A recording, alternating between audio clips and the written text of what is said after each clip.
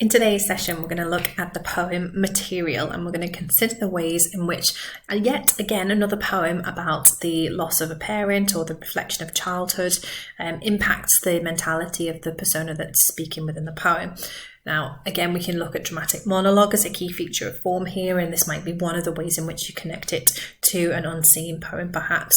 And the use of 9 stanzas there, but there's relatively nothing to really say that's meaningful about that idea. A lot of the imagery is condensed within the sort of within the recollections. But what differentiates this poem is the almost kind of sectioning of part 1 and part 2. Part 1 being the past and part 2 being the present. What's nice about this poem, and really this is the sentiment of poems of the decade, is to blend past and present and to look at the influences of the past on the present.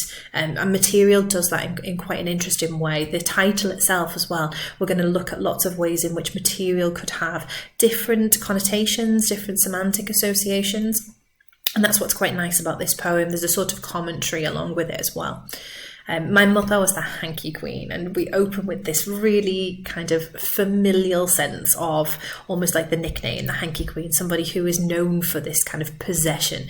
And it's almost, it's almost a testament or an ode to this handkerchief that became the characterization almost of the mother, when hanky meant a thing of cloth.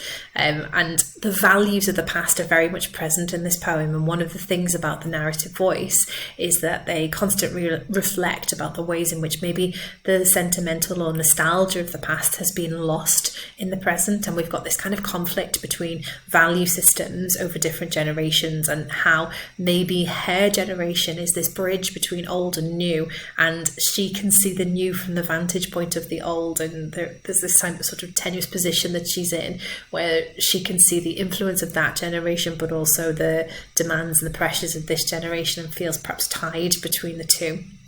She's certainly self-aware about some of the things that are sort of mocked, I guess, about this current generation, and maybe sort of a bit remorseful that she can't embed more of the meaning of the older generations, certainly into her own children.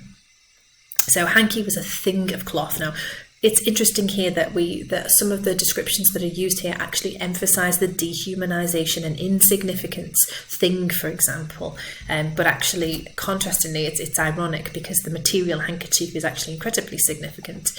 And we get the juxtaposition of the thing of cloth versus paper tissues bought in packs. It's almost kind of like there's so many layers of which you could look at thing here. Initially sort of suggesting insignificance, but then a thing of cloth almost titling it in some significant way, and the notion of being bought in packs lacking that sense of thing, that sense of identity.